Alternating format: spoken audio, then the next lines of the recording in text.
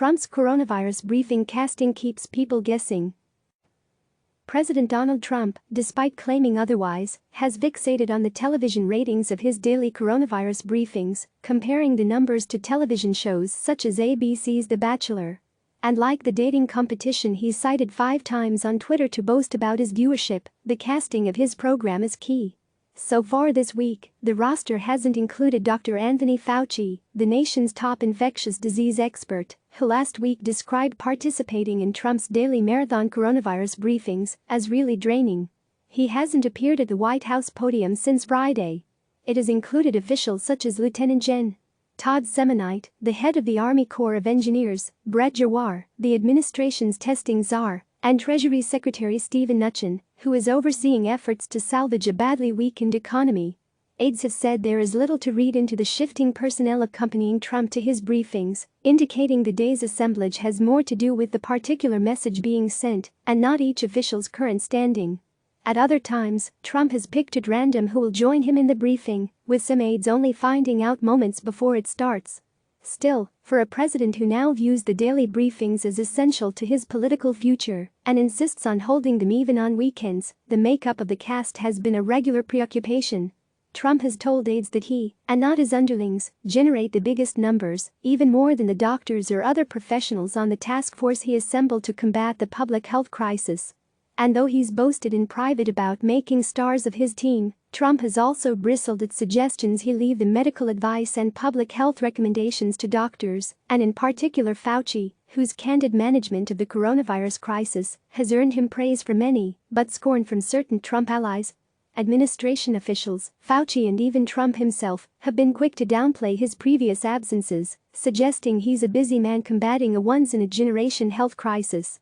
Even on days when he does not appear during the early evening news conferences, Fauci still attends coronavirus task force meetings in the White House Situation Room, which are led by Vice President Mike Pence. On Monday, he departed the White House just after 4 p.m. Eastern Time, about 90 minutes before the daily briefing commenced. On Tuesday, he had returned to the National Institutes of Health by late afternoon, as Trump and his aides were preparing for the news conference, the start of which focused on the economic fallout from the virus with Mnuchin. A Rorschach test still, Fauci's non-presence at the briefings has become a Rorschach test of sorts for observers of the administration's response to the coronavirus outbreak. Because of his frank willingness to publicly contradict the president on issues such as testing and treatments, Fauci has become a hero to those who believe Trump is mismanaging the crisis. When he is absent, they cry, "Where's Fauci?" But those same traits, along with his public caution on reopening the country too quickly, have earned him the scorn of some of the president's conservative allies, who have cast him as a showboater, unwilling to adopt a consistent message. Those sentiments made it all the way to Trump's own Twitter feed earlier this month, when he retweeted a message criticizing the doctor and calling for his ouster. Time to fire Fauci, read the message Trump retweeted on April 12, the same day Fauci said in an interview on CNN that earlier mitigation efforts could have saved more lives. Afterward, Trump shrugged off the episode, saying he wasn't signaling any frustration with Fauci, who has led the National Institute of Allergy and Infectious Diseases since 1984. And Fauci characterized his comments as hypothetical and took offense when a reporter asked if Trump had forced him to walk back his previous statements. "Everything I do is voluntary, please," he said. "Don't even imply that." But it hardly put to rest the lingering questions about where the two men stand. Trump, who famously dislikes being upstaged, has commented to associates that he's turned Fauci into a television star. And polling has shown more Americans approve of Fauci's handling of the crisis than Trump's. A Quinnipiac University survey released on April 8 showed Fauci's handling earning a 78% approval rating, compared to 46% for Trump. White House officials have continued to insist Trump has confidence in Fauci, and Trump has downplayed any tensions. And Fauci has suggested daily appearances, which involve long stretches standing mute as Trump argues with reporters, aren't an entirely productive use of his time. "If I had been able to just make a few comments and then go to work, that would have really been much better," he told the Associated Press in an interview last week. "It isn't the idea of being there and answering questions, which I really think is important for the American public. It's the amount of time." Trump has tacitly acknowledged his briefings have become substitutes for the political rallies he's forgone because of the outbreak. In private, Trump has itched for a return of rallies or at least some type of event out in the country to break up the monotony of the daily briefings. Pence has visited manufacturing plants, something Trump has told aides he'd also like to do soon. He said last week that walking into the briefing room, where reporters are spread apart and only a few technicians are allowed to operate cameras, isn't the same.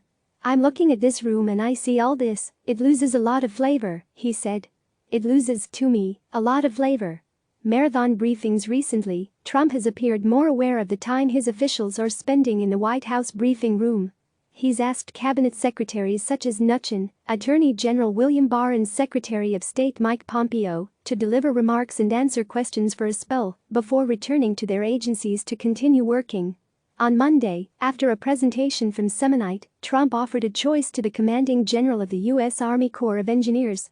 "So, General, you have a choice.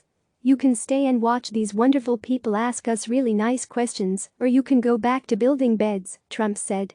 "Sir, I got a lot of building to do," Semonite responded.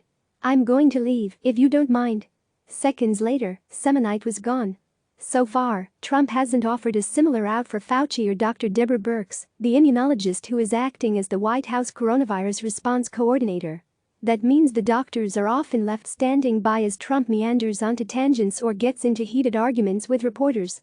Unlike Fauci, Birx has attended nearly every coronavirus briefing, except for a weekend in March when she said she had a low-grade fever and stayed home. She's also avoided publicly breaking with the president on issues like testing and treatments. Trump sees Birx as a required presence at the briefings, sources say, given her colorful, detailed charts that reveal data about the outbreak throughout the U.S. She has drawn some criticism in recent days for refusing to second-guess Republican governors who are opening their states well ahead of the federal recommendations. Each of the governors can decide for themselves whether they have reached specific guidelines in specific areas, she said. In the days leading up to key decisions, such as whether to extend the federal social distancing deadlines or the rollout of guidance on reopening states, Fauci has participated in lengthy sessions with the president debating the issues. Unvarnished thoughts in meetings, Fauci isn't hesitant to offer unvarnished thoughts or analysis, even when it seems to contradict the president. He's previously warned the speed of developing a coronavirus vaccine isn't nearly where Trump has suggested it could be, and he's cautioned that the possible treatments Trump touts in public haven't yet proved effective. On Tuesday, Fauci's agency seemed to formalize his concerns about possible treatments. The National Institute of Health issued new guidelines advising doctors against using the drug combination Trump has touted loudest, the anti-malarial drug hydroxychloroquine. The guidelines, published online, are meant to guide doctors, nurses and other medical professionals treating patients with COVID-19 and will be updated in real time as more is learned in fighting the pandemic, the NIH said. Asked about the NIH guidance on hydroxychloroquine and azithromycin during Tuesday's White House Coronavirus Task Force meeting, Trump said, "We'll take a look at that. I'm always willing to take a look." Fauci, however, wasn't in attendance. At a White House briefing earlier this month, Trump refused to let the doctor answer a question about hydroxychloroquine. Frank public disagreements between Trump and a top official are virtually unprecedented in his administration. Earlier in the crisis, Trump grew enraged when an official with the U.S. Centers for Disease Control and Prevention suggested the situation would worsen badly in the United States, believing her assessment overly fatalistic. Blunt candor hasn't always endeared Fauci to Trump either. The president has complained in private when it seems he's being contradicted by the nation's top infectious disease specialist. Last week, after Fauci indicated that testing and surveillance capabilities still lagged behind ideal levels, Trump offered a curt response.